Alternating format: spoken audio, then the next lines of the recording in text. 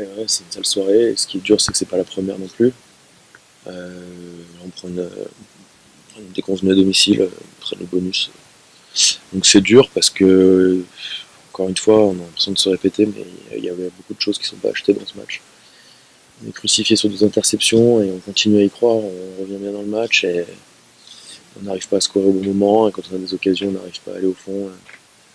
Eux, ils ont des joueurs qui arrivent à y aller, donc on a encore du boulot et il reste 7 matchs et c'est le discours habituel, mais on va rien lâcher. Et on a un déplacement très important la semaine prochaine, on va se concentrer sur ça. Après, on a 2 réceptions. Voilà, c'est pas mort.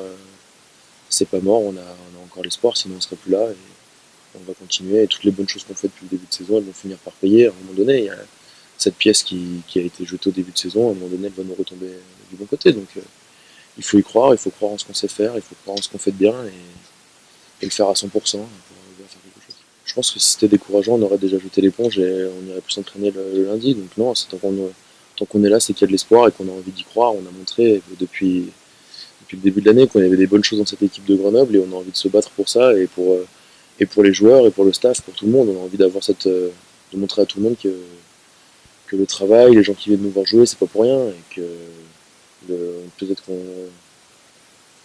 si on doit jeter l'éponge, ce sera quand ce sera terminé et que pour l'instant on n'a pas l'intention de le faire et on va continuer à se battre et revenir lundi au boulot avec la ferme intention d'aller faire un résultat chez Perpignan. Ouais, plusieurs fois on n'est pas passé loin. Par exemple contre le Racing, on est tombé à pas grand chose. Donc on a montré qu'on avait la capacité d'aller chercher un match l'extérieur ou du moins d'aller faire de belles choses. Maintenant il va falloir jouer 80 minutes et pas lâcher en fin de match ou pas avoir de trou d'air si on veut pouvoir aller faire un coup. Voilà, on sait sur quoi on doit travailler. Et ce soir encore c'est un coup d'arrêt. Après La Rochelle à domicile, on en perd un autre. Il faut aussi rendre à César ce qui est à César. Les Racingmen ont fait le match qu'il fallait. Et c'est à nous d'en tirer les bonnes leçons et de revenir lundi pour préparer ce match de Perpignan. Oui, alors on a déjà gagné la première manche au match aller en s'imposant ici. Si on ne va pas se priver d'aller gagner le match retour parce qu'on avait pris 40 l'année dernière en phase régulière. Ils nous avaient gagné chez nous et on avait perdu cette finale. Donc on se déplace pour aller chercher des points et récupérer les points laissés en route contre La Rochelle et contre le Racing ce soir.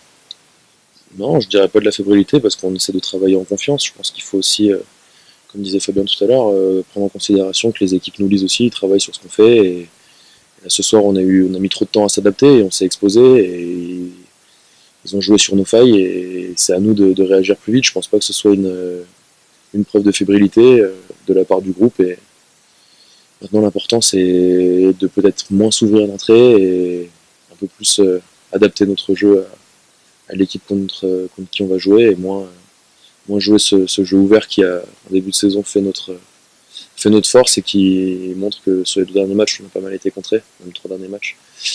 C'est à nous aussi de progresser par rapport à ça. Je pense que Perpignan a vu le match de ce soir, a vu nos derniers matchs et à nous de savoir nous adapter.